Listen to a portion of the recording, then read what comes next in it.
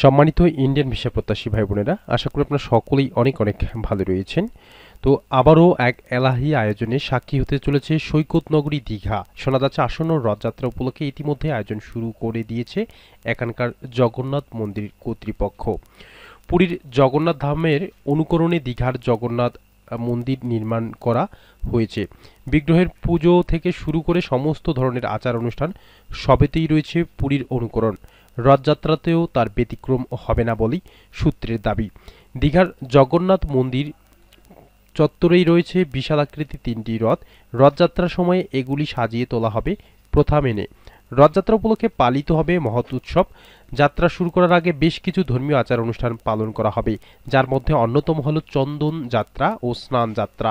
জানা গিয়েছে বাংলা ক্যালেন্ডার অনুসারে জ্যৈষ্ঠ মাসের পূর্ণিমা তিথিতে 12 জুন 2025 জগন্নাথ দেবের পবিত্র স্নান যাত্রার আয়োজন করা হবে।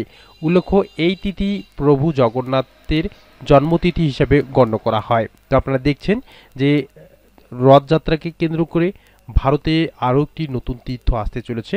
আর এই তীর্থকে কেন্দ্র করে আপনারা খুব সহজে ভারত ভ্রমণের সুযোগ পাচ্ছেন কিনা এই বিষয়ে আজকের ভিডিওতে আলোচনা করব। আমরা মূলত পাসপোর্ট এবং ইন্ডিয়ান ভিসা প্রসেসিংয়ে কাজ করে থাকি। এই কারণে আমাদের কাছেই সবার আগে পাসপোর্ট এবং ইন্ডিয়ান ভিসা আপডেট সবার আগে পেয়ে যাবেন। এর জন্য অবশ্যই চ্যানেলটি সাবস্ক্রাইব করে সঙ্গেই থাকবেন। তো শ্রী শ্রী জগন্নাথ দেবের পূরণ যাত্রার বা রথযাত্রা উপলক্ষে ভারত সরকার সাধারণত ভিসার নীতি ঘোষণা করে না। তবে এই সময় ধর্মীয় ভিসা বা ট্যুরিস্ট ভিসা এর মাধ্যমে বিদেশি ভক্তরা ভারতে আসতে পারেন। প্রয়োজনীয় তথ্য: ধর্মীয় ভিসা বা রিলিজিয়াস ভিসা। যদি কোনো বিদেশি নাগরিক জগন্নাথ পুরীর মন্দিরে দর্শন বা রথযাত্রায় অংশ নিতে চান, তাহলে ধর্মীয় ভিসা বা ভারতীয় দূতাবাস থেকে জিজ্ঞাসা করুন, প্রয়োজনে আবেদন করতে পারেন। এজন্য প্রমাণ হিসাবে মন্দির কর্তৃপক্ষ বা কোনো ধর্মীয় সংগঠনের আমন্ত্রণপত্রের প্রয়োজন হতে পারে। Tourist visa. সাধারণ ট্যুরিস্ট ভিসা নিয়ে রথযাত্রা দেখতে আসা যায়। ভারতের ই ট্যুরিস্ট ভিসা ইটিভি দেশের নাগরিকদের জন্য অনলাইনে পাওয়া যায়। 30 দিন থেকে 1 বছর পর্যন্ত বৈধ থাকে। বিশেষ ব্যবস্থা যদি থাকে, কোনো বিশেষ বছরে যদি ভারত সরকার ও উড়িষ্যা সরকার রথযাত্রাকে কেন্দ্র করে বিশেষ ভিসা সুবিধা দেয়, তাহলে তা ভারতের বিদেশ মন্ত্রণালয় বা উড়িষ্যা ট্যুরিজম এর অফিসিয়াল ওয়েবসাইটে প্রকাশ করা হবে।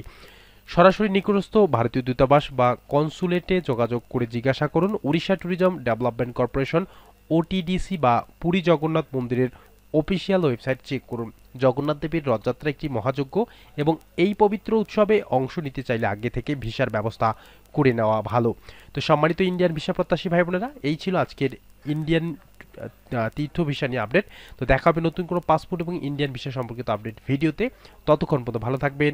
ধন্যবাদ।